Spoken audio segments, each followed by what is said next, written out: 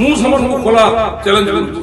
ତାଙ୍କର ଯଦି ଶସ୍ତା ଆସୁଛି ମୁସଲମାନ ମାନଙ୍କ ଧର୍ମ ଧାର୍ମିକ କାର୍ଯ୍ୟ ଯୋଉ ଦିନ ହଉଛି ସେଇଦିନ ସେମାନେ ସେପରି କିଛି କାର୍ଯ୍ୟ କରନ୍ତୁ। ସବୁବେଳେ ହିନ୍ଦୁ ଧର୍ମକୁ ଆକ୍ଷେପ କରି ସବୁବେଳେ ହିନ୍ଦୁ ଧର୍ମର ବିଚାରଧାରାକୁ କୁଠାରଘାତ କରି ହିନ୍ଦୁ ଧର୍ମର ଭାବାବେଗ ସହିତ ଖେଳିବା ଭଳିଆ କାର୍ଯ୍ୟ ଯୋଉ କରାଯାଉଛି ତାଠୁ ଆହୁରି ଭୟଙ୍କର ପରିସ୍ଥିତି ମଧ୍ୟ ହେଇପାରେ। ସଂସ୍କୃତି ହିନ୍ଦୁ ସଂସ୍କୃତି ପରମ୍ପରାରେ ଯାହା ଲେଖାଯାଇଛି ଆମେ ସେଦିନ ଖାଇବୁ ନାହିଁ, ଆମେ ଚନ୍ଦ୍ରଗ୍ରହଣ କିମ୍ବା ସୂର୍ଯ୍ୟପରାଗ ଦିନ ଆମିଷ ଖାଇବୁ ନାହିଁ।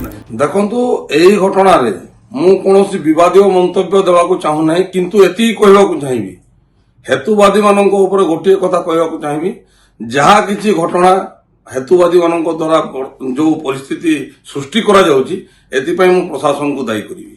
କାହିଁକି ଆପଣମାନେ ଦେଖନ୍ତୁ ବିଗତ କିଛି ବର୍ଷ ହେଲା ହେତୁବାଦୀ ମାନେ ଭୁବନେଶ୍ୱର ସହରରେ, ଓଡ଼ିଶାର ରାଜଧାନୀ ଭୁବନେଶ୍ୱର ସହରରେ ଏବଂ ଗଞ୍ଜାମ ବ୍ରହ୍ମପୁର ସହରରେ ମଧ୍ୟ ବିଶେଷ ସକ୍ରିୟ ହୋଇଛନ୍ତି। କିଛି ବର୍ଷ ହେଲା ସେମାନେ ସୂର୍ଯ୍ୟପରାଗ ହଉ କିମ୍ବା ଚନ୍ଦ୍ରଗ୍ରହଣ ହଉ ଏହି ସମୟରେ ଆମିଷ ଖାଇବା ସହ ଲୋକଙ୍କୁ ମଧ୍ୟ ଖାଦ୍ୟ ବଣ୍ଟନ କରନ୍ତି, ଯାହାକି ଅତ୍ୟନ୍ତ ଦୁର୍ଭାଗ୍ୟଜନକ ଘଟଣା। ଗୋଟେ ହିନ୍ଦୁ ସଂଗଠନର ମୁଖ୍ୟ ହିସାବରେ ମୁଁ ଏତିକି କହିବାକୁ ଚାହୁଁଛି, ଆମେ କାହାରି ଅଧିକାରକୁ ନେବାକୁ ଚାହୁଁନାହୁଁ।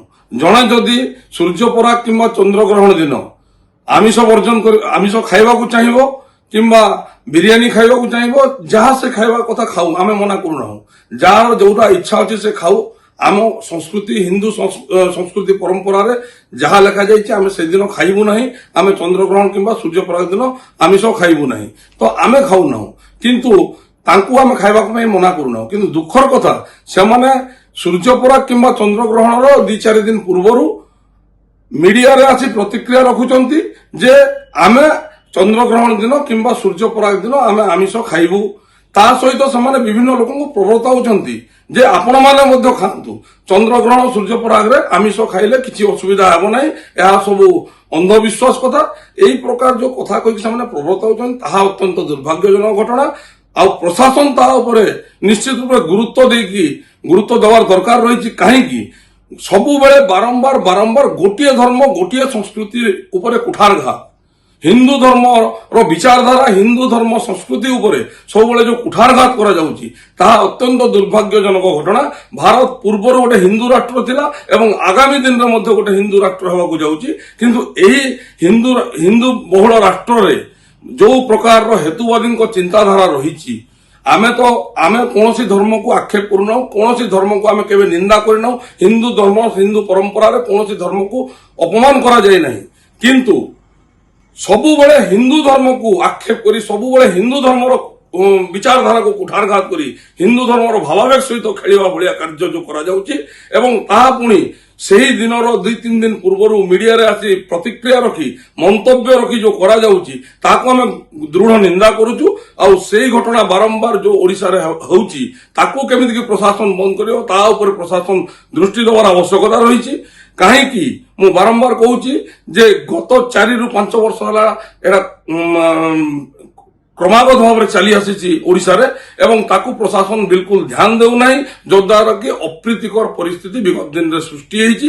ଆଗାମୀ ଦିନରେ କେମିତି କି ଏହି ଘଟଣାକୁ ନେଇ ଚନ୍ଦ୍ରଗ୍ରହଣ କିମ୍ବା ସୂର୍ଯ୍ୟପରାଗରେ ହେତୁବାଦୀ ମାନେ ଯୋଉ ପ୍ରକାର କାର୍ଯ୍ୟପନ୍ଥା କରୁଛନ୍ତି ସେଟା କେମିତି କି ନ ହେବ ତାହା ଉପରେ ପ୍ରଶାସନ ଦୃଷ୍ଟି ଦେବାର ଆବଶ୍ୟକତା ରହିଛି, ନଚେତ ପୁଣି ପୁନର୍ବାର ମଧ୍ୟ ଅପ୍ରୀତିକର ପରିସ୍ଥିତି ସୃଷ୍ଟି ହେବାର ସମ୍ଭାବନା ମଧ୍ୟ ରହୁଛି। ଆଜ୍ଞା ସେମାନେ ଜାଣିଶୁଣି ଅପ୍ରୀତିକର ପରିସ୍ଥିତି ସୃଷ୍ଟି କରୁଛନ୍ତି ଏବଂ ସବୁବେଳେ ସେ ହିନ୍ଦୁ ଧର୍ମ ପ୍ରତି ହିନ୍ଦୁ ସଂସ୍କୃତି ପ୍ରତି ହିନ୍ଦୁ ପରମ୍ପରା ପ୍ରତି ସେମାନଙ୍କର ଆକ୍ଷେପମୂଳକ କାର୍ଯ୍ୟକ୍ରମ କରୁଛନ୍ତି। ମୁଁ ସେମାନଙ୍କୁ ଖୋଲା ଚ୍ୟାଲେଞ୍ଜ କରୁଛି, ତାଙ୍କର ଯଦି ଶସ୍ତା ଆସୁଛି ମୁସଲମାନ ମାନଙ୍କ ଧର୍ମ ଧାର୍ମିକ କାର୍ଯ୍ୟ ଯୋଉ ଦିନ ହଉଛି ସେଇଦିନ ସେମାନେ ସେପରି କିଛି କାର୍ଯ୍ୟ କରନ୍ତୁ, କିମ୍ବା ଖ୍ରୀଷ୍ଟିଆନ ମାନଙ୍କର ଯଦି କୌଣସି କାର୍ଯ୍ୟକ୍ରମ ରହୁଛି ସେଇପରି କିଛି କାର୍ଯ୍ୟକ୍ରମ କରନ୍ତୁ। ସେମାନେ କାହିଁକି ସବୁବେଳେ ହିନ୍ଦୁ ଧର୍ମକୁ କୁଠାରଘାତ ଦେଲା ଭଳିଆ କାର୍ଯ୍ୟ କରୁଛନ୍ତି? ସେମାନେ ମଧ୍ୟ ହିନ୍ଦୁ, ଆମେ ସେମାନଙ୍କୁ କହୁଛୁ ଆପଣମାନେ ମଧ୍ୟ ହିନ୍ଦୁ। ଆପଣ ଯଦି ନିଜ ଘରେ କିଛି ଖାଉଛନ୍ତି ଆମେ ମନା କରିବାର ନାହିଁ, କିଏ କାହା ଘରକୁ ଯାଇକି ତ ଆମେ ଚେକ୍ କରୁନାହାନ୍ତି ଯେ କିଏ କଣ ଖାଉଛି। ସେଇଦିନ ସୂର୍ଯ୍ୟପରାଗ ଚନ୍ଦ୍ରଗ୍ରହଣ ଦିନ ବିଭିନ୍ନ ସ୍ଥାନରେ ମାର୍କେଟରେ ମଧ୍ୟ ଫାଷ୍ଟଫୁଡ ସେଣ୍ଟରରେ ଆପଣଙ୍କୁ ବିରିୟାନୀ ମିଳୁଛି ଖାଇବା ପାଇଁ, ହୋଟେଲରେ ଖାଇବାକୁ ମିଳୁଛି ଆମିଷ, କିନ୍ତୁ ଯିଏ ଖାଉଛି ଯାହାର ଇଚ୍ଛା ଅଛି ସେ ଖାଇବ, ଆମେ କାହାକୁ ମନା କରିବୁନି। ତା ଅର୍ଥ ଏହା ନୁହଁ ଆପଣ ପୁରା ହିନ୍ଦୁ ସମାଜକୁ ଆପଣ ପ୍ରବର୍ତ୍ତାଇବାକୁ ଚେଷ୍ଟା କରୁଛନ୍ତି, ଯାହାକି ସମ୍ପୂର୍ଣ୍ଣ ରୂପେ ଭୁଲ ଏବଂ ଏଥିପ୍ରତି ପ୍ରଶାସନ ଏବଂ ସରକାର ଦୃଷ୍ଟାନ୍ତମୂଳକ ପଦକ୍ଷେପ ନେବାର ଜରୁରୀ ରହିଛି, ନଚେତ ଆଗାମୀ ଦିନରେ ବିଗତ ଦିନରେ ଯୋଉ ପ୍ରକାର ପରିସ୍ଥିତି ସୃଷ୍ଟି ହେଇଥିଲା ତାଠୁ ଆହୁରି ଭୟଙ୍କର ପରିସ୍ଥିତି ମଧ୍ୟ ହେଇପାରେ।